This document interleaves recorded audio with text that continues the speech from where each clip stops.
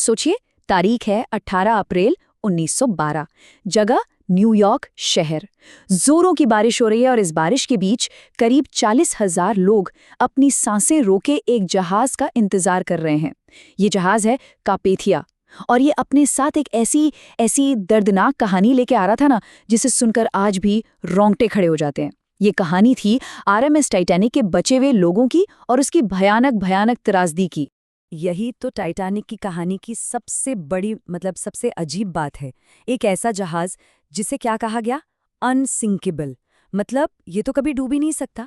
और हुआ क्या, अपनी पहली ही यात्रा पर उसका इतना भयानक अंत हुआ। तो सवाल ये उठता है कि आखिर टाइटैनिक को उस जमाने की इंजीनियरिंग और सुरक्षा का एक जीता जागता चमत्कार क्यों माना जाता था? भाई, ऐसा क्या था उसमें कि उसे देखने के लिए, उसे विदा करने के लिए 1 लाख से ज्यादा लोग जमा हो गए थे? चलिए इसी को समझते हैं। जरा सोचकर देखिए इसके साइज और इसकी लग्जरी के बारे में। ये कोई जहाज नहीं, बल्कि एक तैरता हुआ 5 स्टार होटल था। 269 मीटर लंबा, 53 मीटर ऊंचा। अरे, ये तो किसी 8 मंजिला बिल्डिंग से भी ज्यादा ऊंचा था। और अंदर अंदर तो क्या नहीं था। गर्म swimming pool, Turkish bath, restaurants, library, सब कुछ। लेकिन देखिए, इसकी शान शौकत से भी बढ़कर जो चीज थी वो था इसका सेफ्टी डिजाइन। इसी वजह से तो सब इसे अविनाशी मान रहे थे। 2 खास बातें थीं। पहली, इसका डबल बॉटम हल, मतलब नीचे से दोहरी परत, ताकि अगर नीचे से कोई टक्कर हो तो जहाज सुरक्षित रहे। और दूसरी और सबसे जरूरी चीज, इसके 16 वाटर टाइट कंपार्टमेंट्स। ये एक तरह के पानी रोक डिब्बे थे। मतलब अगर एक हिस्से में पानी भर भी जाए तो वो वहीं कैद रहेगा, आगे नहीं फैलेगा। कमाल का डिजाइन था, है ना? और कमाल की बात यह है कि इसका डिज़ाइन इतना इतना ज़बरदस्त था कि अगर 16 में से 4 कंपार्टमेंट भी पानी से लबालब भर जाएं, तब भी ये जहाज़ तैरता रहता। 4! और एक साथ 4 कंपार्टमेंट में पानी घुस जाए, ये तो उस जमाने के इंजीनियर्स के लिए लगभग नामुमकिन था। उन्होंने सोचा कि ऐसा तो हो ही नहीं सकता।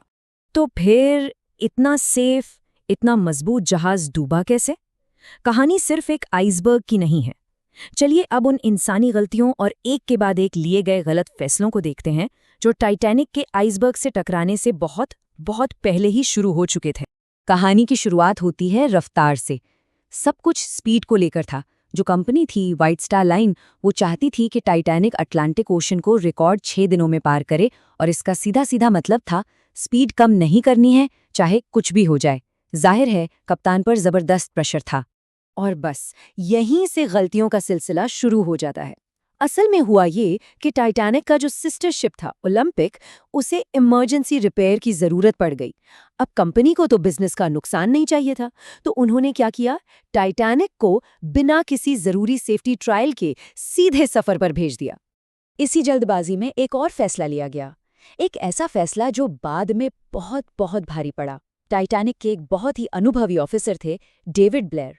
उन्हें ऐन मौके पर हटा दिया गया और उनकी जगह ओलंपिक जहाज से एक दूसरे ऑफिसर को बुला लिया गया। और यहीं पर एक बहुत छोटी सी, बिल्कुल मामूली सी लगने वाली भूल हुई, जिसने एक बहुत बड़ी तबाही की नींव रख दी। हुआ ये कि डेविड ब्लेयर जब वो जा रहे थे तो वो गलती से एक लॉकर की चाबी अपने जेब में ही ले गए। और उस लॉकर में क्या था? उसमें रखी थी जहाज के निगरानी टावर की इकलौती दूरबीन।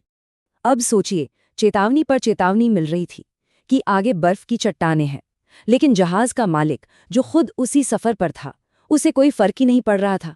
स्पीड कम करने का तो सवाल ही नहीं था। भाई, आखिरकार वो एक अनसिंकेबल जहाज पर जो थे, है ना?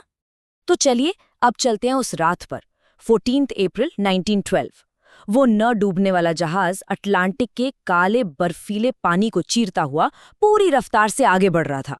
रात के ठीक 11:39 निगरानी टावर में बैठे फ्रेडरिक फ्लीट को अचानक सामने एक विशाल काला साया नजर आता है, एक आइसबर्ग। वो फौरन घंटी बजाते हैं, मदद के लिए चिल्लाते हैं, लेकिन अब बहुत देर हो चुकी थी।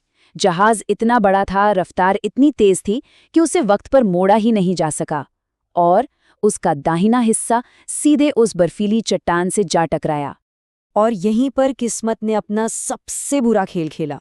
देखिए, टक्कर जहाज के सबसे मजबूत हिस्से यानी उसके डबल बॉटम पर नहीं हुई। अगर वहां होती तो शायद जहाज बच जाता। टक्कर हुई साइड में, जहां सिर्फ एक ही परत थी। मतलब जहाज का जो मेन सेफ्टी फीचर था वो किसी काम ही नहीं आया। और जब नुकसान का अंदाजा लगाया गया तो जो सच सामने आया वो किसी के भी होश उड़ाने के लिए काफी था। जहाज के 6 वाटरटाइट कंपार्टमेंट्स में पानी भर रहा था। 6!